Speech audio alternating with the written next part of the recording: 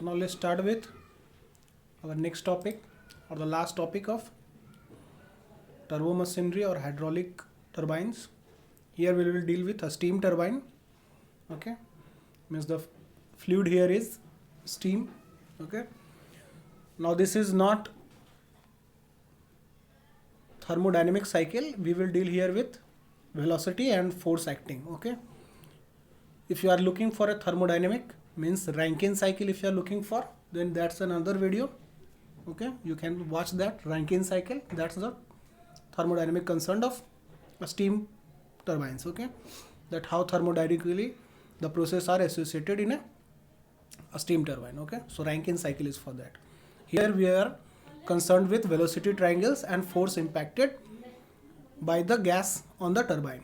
Okay, and from that force we compute the work or work output. Okay, so in this question, so in this velocity diagram, this is the velocity diagram of a steam turbine. This velocity triangle is for both reaction and impulse turbine.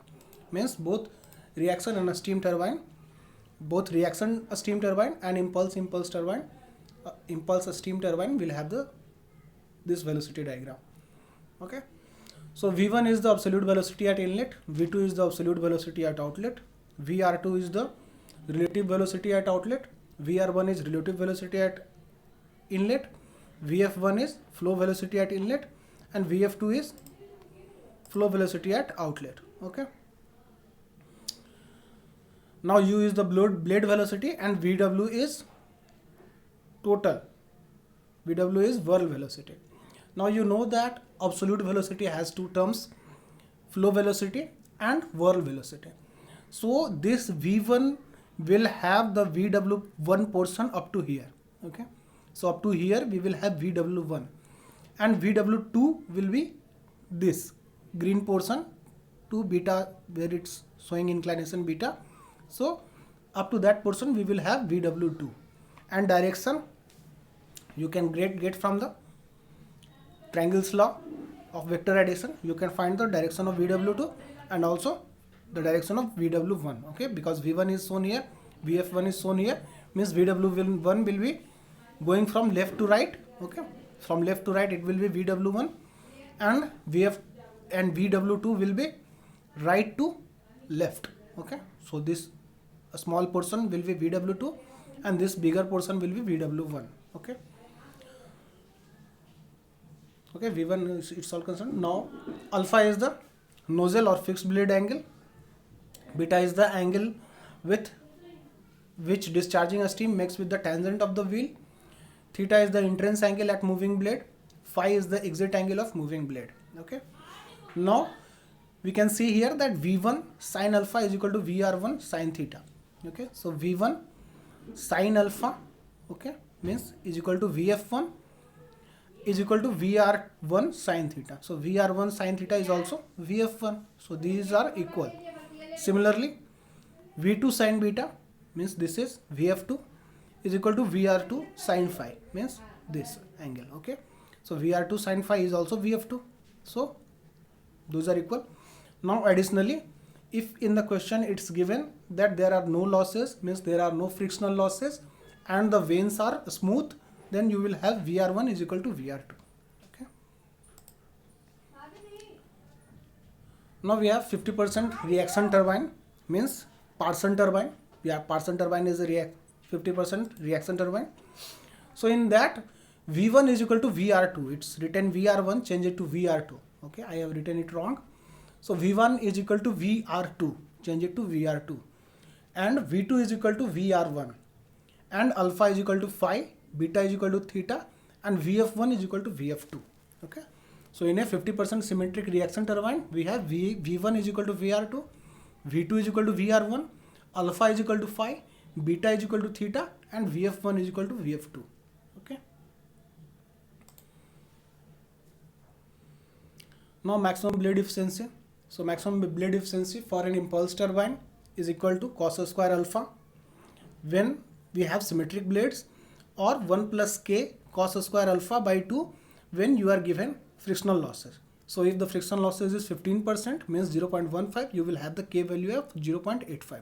Okay, means if the frictional losses had been 10%, you would have the K value of 0.9.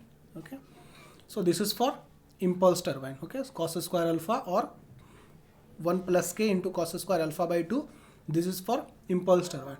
Now this value is for reaction turbine, means maximum blade efficiency of a reaction turbine, a steam reaction turbine, is equal to cos square alpha by 1 plus cos square alpha by 2.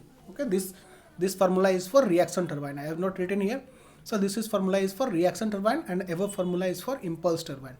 Both two above formula are for impulse turbine and this bottom one is for reaction turbine. Okay. Now tangential thrust. So tangential thrust means M into VW1 plus VW2 or M VW1 minus VW2. When beta is less than 90 degree, it's VW1 plus VW2, and if beta is greater than 90 degree, we would have VW1 minus VW2. Now you don't have to remember this, I have just written this in the velocity diagram. When you will draw the velocity diagram and you will have the given beta value, so you will draw as per the beta value given the velocity diagram, and then you can see that what will be the direction of VW1 and VW2. Okay, so direction of VW2 will be changed as per the beta value. So when beta is less than 90 degree, you will get this value, okay, VW1 plus VW2, and when you will have beta greater than 90 degree, it's VW1 minus VW2. Okay. Now when a steam leaves the blade and axial direction, we have beta is equal to 90 degree, means VW2 is equal to 0. Means there is no whirl component in the exit if the steam is leaving in the axial direction. Okay. Work done or work output means force acting in that direction into blade velocity or the velocity in that direction. So this is the force acting on that blade and U is the blade velocity. Okay, so Ft is the blade acting on the blade in the direction of U and U is the blade velocity. Okay, Ft is force acting on the blade in the direction of U. Okay, and U is the blade velocity. Okay, so work done or work output is equal to Ft into U or whatever the force acting in the direction of U.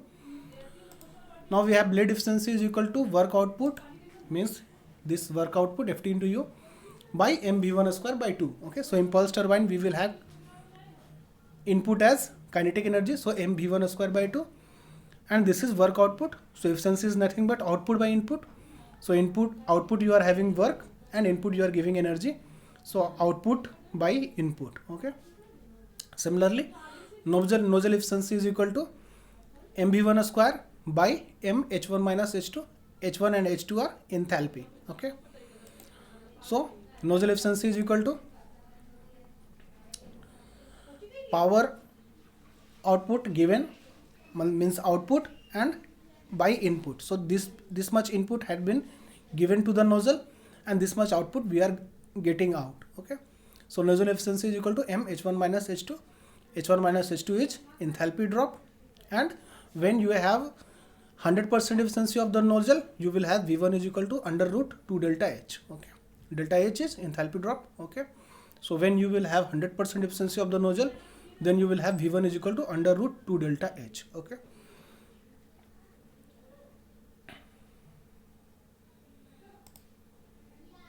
if even in the question you are not given that nozzle efficiency are not given, so you have to consider that nozzle efficiency is 100%. So different types of turbine. So 50% reaction steam turbine is Parson, simple impulse turbine is D level, Curtis is velocity reaction turbine, velocity compounded reaction turbine.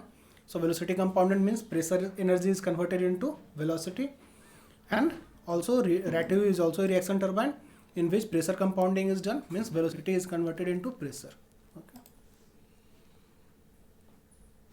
Now this is one question of gate. Okay, so all these turbo machinery part that we have understood, in all those questions, all those concepts, we are concerned only with second law of motion, means force experienced by any object is equal to rate of change of linear momentum. Okay, so rate of change of linear momentum is equal to force experienced by the object. Okay, and this force into the direction in which this force is acting, means the velocity F into u, means the force acting in that direction into velocity of the object in direction, will give you power output. Okay, so just the concept checking of happening in this question. So this is question asked in GATE, said that you are given inlet velocity, outlet velocity, and the inclination that the inlet velocity is having, and the inclination that exit velocity is having with the blade. So theta and alpha value are given. So theta and alpha value are not concerning with any blade angle or nozzle angle. It just theta and alpha, two given angles are there, and you just have to apply the second law of motion, and from that you will get the force and multiply that force into velocity, you will get the work. Okay, so here we have the specific work, means work per unit mass. So work per unit mass is there. So change in momentum in the direction of u into dot product u is equal to v1 sin theta plus v2 sin alpha into u. Okay, so m is not here because it's a specific term, means per unit mass, so m is not here. Okay, so v1 sin theta plus v2 sin alpha into u. Also in the question it was given that horizontal or axial component are equal, means horizontal component of the velocities are equal in both inlet and outlet. So v1 cos theta means horizontal component of inlet velocity, and v2 cos alpha means horizontal component of exit velocity are both equal. So we will have this and we will find the answer. So thank you.